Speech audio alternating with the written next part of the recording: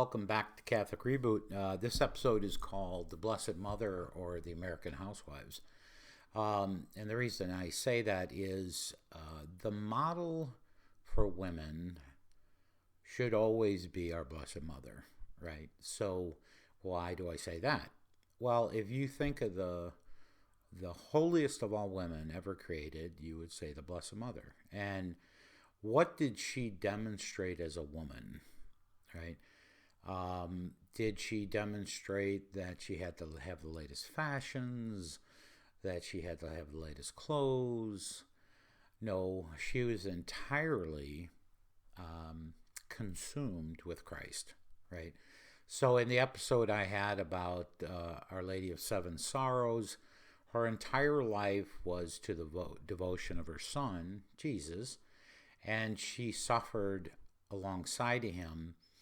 And she was trying to represent this perfect woman, or what we'd like to say, the perfected Eve, right?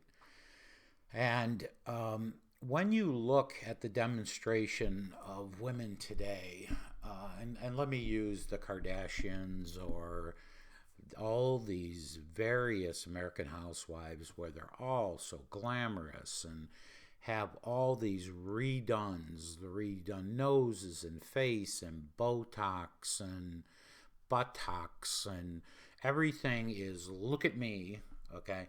And what they're missing is the real reason they were created, which we all know is to be the temple of the Holy Spirit, right? And it reminds me when I had first met my mother-in-law, and this isn't a slam on her, but she, when I had walked into her house, I saw this portrait of her, and I had asked who did the portrait, and she said, "Well, my brother is an artist, and he's a very good artist, by the way, and he did the portrait, but he was reluctant to do it because he had said to her." You're too young. She must have been in her early 30s, late 20s. And he said, you don't have the character of a woman yet. You haven't matured into a woman, and I would rather paint you when you're more mature. Well, she kind of worked on him and made sure he did paint her. And when the final version was done, she had asked him to elongate her neck to look more regal, right? And again, not a blast on her, but the idea was I need to be perfect. I need to look perfect, right? And the perfection that women should seek is the perfection of their family, the perfection of their faith, and these deposits of faith that they give to their children, right? When I look at my mom having 12 children, it wasn't that she didn't want to look good. I mean, she did. As a matter of fact, to this day, and she's in her 90s, she will still try to do some yoga and exercises, and she walks, and she tries to keep herself in shape because she wants to feel good, and she wants to be healthy. But her primary goal was not to be this beautiful, eye-attracting woman, It was to maintain health, or if she was trying to look good, she was trying to look good for her husband, right? My father, right? So this devotion was, I think, a perfect placement of where the priorities were. Her greatest achievement was in providing a good house for the children, being a good wife to her husband, and giving the deposits of faith wherever she could, not only to her children, but other people's children. If they would come across my mom, I would hope they would say, there's a good, holy Catholic woman, right? She's leading her children to the faith. She's not leading them to the Botox center, right?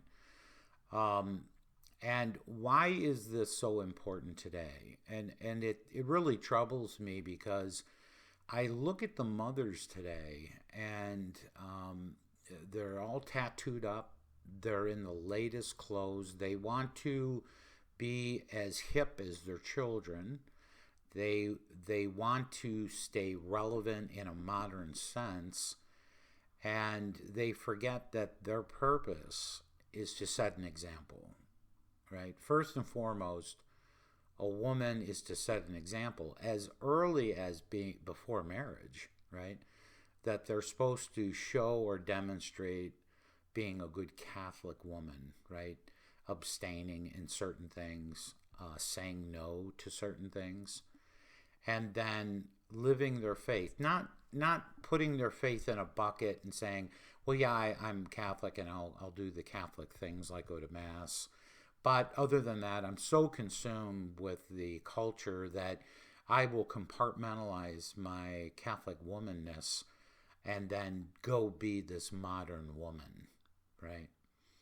And what I think most women don't realize is if you've ever looked at really the civilized nature of a man, it really comes through the woman, right? So the woman is really the one that keeps them on the straight path, right? Um, I never liked the saying that behind every great man was a great woman, because to me that means that a man could not be great without the woman making it so, and I don't believe that to be. I think a good man is a good man, and even more so, the good man should look to his woman and remind her that he doesn't need her to look sexy in public. He doesn't need her to have cleavage showing in the tightest of pants. A good man needs to tell his wife she needs to be modest, to set the right example to not only her children, but to other men, right? Um, do not put yourself out there to attract the attention and maybe lust of another man. That's what a good woman is supposed to do. They're supposed to have the perfect order. And so when you ever look back at the great feminist movement of the late 60s and 70s, the first thing that they needed to do is they needed to put Mary away, right? They needed to make sure that she was not the symbol of womanhood. And they needed to extol these feminists that was, I am woman, hear me proud. And the great song by Helen Reddy, right? That was that big woman thing, look at me. Well, if the greatest woman ever created never did that, she didn't walk around saying, look at me, I'm the Immaculate Conception, right? Why do the women today, or especially the women of the feminist movement, seem to think they had the right to do that, right? That's the perversion of the culture that wants us to not only look away from Christ, but look away from his representative sample of a woman. So the Blessed Mother not only was the renewed Eve, right, perfecting what Eve failed to do, but the Blessed Mother was a projection through the centuries to all women, to all young girls, right, of how a woman should conduct herself. When we look at this period of huge divorces, huge adultery, huge breakups of the family, and I'm not saying a man doesn't play a part in it, but I would say if the women held fast, it doesn't start without them. They are the ones to say no, right? And if all the women said no, as they really were designed to be, right, they would correct the men's indifference to that, right? They would correct the man's indifference to the breaking of a covenant and a sacrament, right? And even before the sacrament of marriage, they would train the young men that this isn't going to happen, right? And that there was a time that was pretty much the case. It was most of the women would say, not here, not now, right? And the men knew that, and so what did they usually do? They usually went to the women that would provide that, Um, and so, as a culture, we really need to get back to this sanctity of the woman, right? We really need to get back to uh, this appreciation and actually respect of the woman. Um, what I see in even many married couples when they're in company at a party or anything, they'll speak about things they never should really speak about in open company. Whether a woman complains about her man or a man complains about his woman, the message they're sending out there is that this can be played with, right? Well, the sacrament of marriage can never be played with. You know, when my daughters were getting married, I said to both of them before their wedding day, the most important advice I can give you is never let anyone get in between you and your sacrament of marriage. If anyone comes to you to talk about how your husband should be treating you, or if anyone comes to you about how your wife should be treating you, you should push them away. They don't belong there, right? This modern era of, well, I need to be understood. Okay, I need to be listened to. I am a person, and I need something more, right? Many of the divorces you'll hear from either spouse, well, I was no longer feeling special. I was being ignored. Well, life is tough, okay? Can you get the attention you need as often as you need it? No. Why? Because that's not what life is about, right? You have to buck up, and you have to understand that maybe at times when the spouse is unable to do it, maybe the spouse is being consumed by something else, right? So a good wife or a good husband are first and foremost good, and they don't seek evil to substantiate something that is not good. It doesn't work that way, right? If they fall, which we all do, they have to be penitent in there and not make excuses that, well, if he or she wouldn't have done this, I would. No, no, no, no, no. That goes all the way back to Adam and Eve. When God asked Adam, why are you hiding from me? He blamed Eve, right? Sorry, Adam, you dropped the ball. Or like say, dropped the apple. Okay. Stand firm. Be the beginning of the change. Be a prude. If that's what it means to be a prude, be a prude. Represent, men should represent Joseph, right? Because he gave up everything, did he not? Right? And women should represent Mary. Why? She gave up everything, did she not? Right? And if we can do just that, if we, with all this craziness going on in our culture, if the young women and the young men reboot and say, I am not going to watch these things on television or in the movies that try to inflict this self-importance of my needs over the needs of what Christ expected from me when I was given the great gift of birth, then I think we're on the right road, right?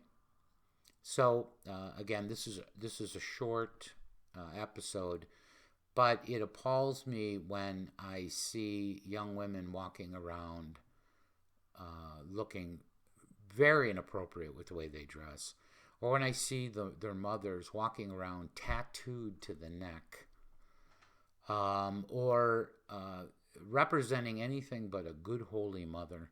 When I see fathers more concerned with their latest clothes, their latest sports equipment, their latest cars, what they have to understand is get this nonsense out of your life. Reflect on what's really important. So men, be more like St. Joseph. Women, be more like the Blessed Mother and less like Botox, okay? You're getting old. We're all getting old, all right? Things are going to sag, so what? And like My mother-in-law's brother said, your character comes with age, right?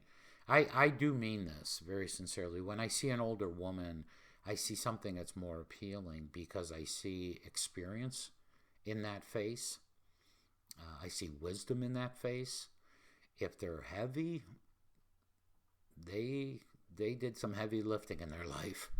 They had children. They worked hard. Could they possibly keep the same figure they had when they were young girls? No way, and it shouldn't be that way.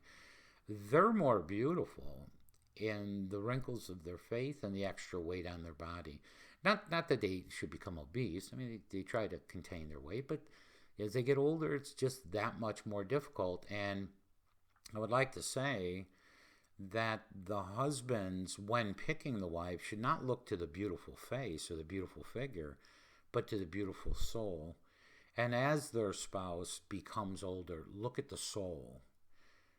Is this person, both the man and the woman, leading us to Christ, leading the family to Christ? Or are they leading us to this road of perdition of just ridiculous material things and cosmetic things? Because what's really amazing, if you see women that just keep on doing it, I call it the cat face. Eventually, they look abnormal, right? Why is that? It almost becomes demonic in itself that their face turns ugly, because that's not what God expected. That's not what the Blessed Mother wants them to represent. You don't need to be a good-looking corpse. You need to have a good-looking soul. God bless.